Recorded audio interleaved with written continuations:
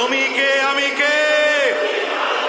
আমার ভাই উসমান হাদি শহীদ হয়েছে, আমরা দেখতে পেয়েছি।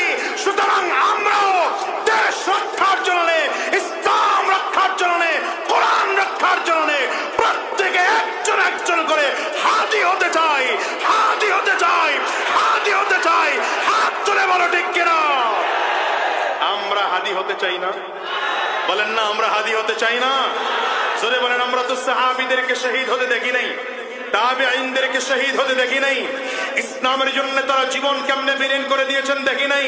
কিন্তু আমরা এই যুগে এসে দেশের জন্য, মানবতার জন্য, কোরআনের জন্য, ইসলাম রক্ষার জন্য, আধিপত্যবাদের বিরুদ্ধে বলে আঘাত খেয়ে আমার ভাই উসমান হাদি শহীদ হয়েছে, আমরা দেখতে পেয়েছি।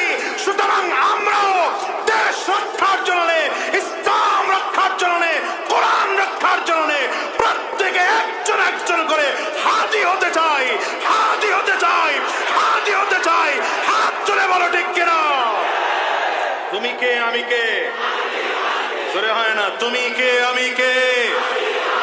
তুমি কে আমি কে?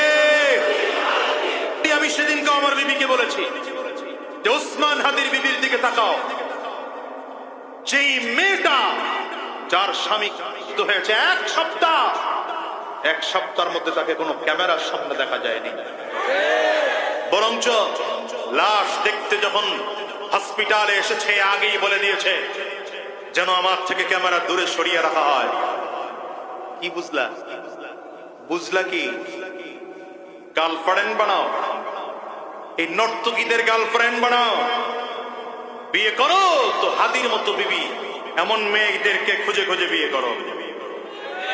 এই যুবকদেরকে বলবো, এখানে যুবকদের সংখ্যা বেশি। হাদির বিবি যেই চরিত্রের, তোমার বিবিকে সেই চরিত্রের তালকিন দাও, তালিম দাও। আমি আমার বিবিকে বলেছি, রাস্তাঘাটে চলি এখনকার জীবনটা অনেকটা অনিরাপদ মনে হয়। কথা বলেন না কেন? এমনও হতে পারে যে আগামীকাল শুনবেন আজাদির করা হয়েছে। আমি আমার বিবিকে বলেছি, হয়তো তোমার কাছে খবর আসবে আমার বুকেও করা হয়েছে, আমার মাথায় করা হয়েছে, আমার উপরে তরবারি করে জমিন থেকে বিদায় করেছে। যদি খবর শোনো, আমাকে জমিন থেকে বিদায় করে দেওয়া হয়, যেন তোমাকে গোটা দুনিয়ার সব শক্তি মিলেও যেন ক্যামেরার সামনে আনতে না পারে। ঠিক না বেটি? আমরাও তো এমন মরণ চাই। আরে আমার রক্তের বিনিময়ে, আমার জীবনের বিনিময়ে যদি এদেশের লক্ষ কোটি মানুষ ইসলামের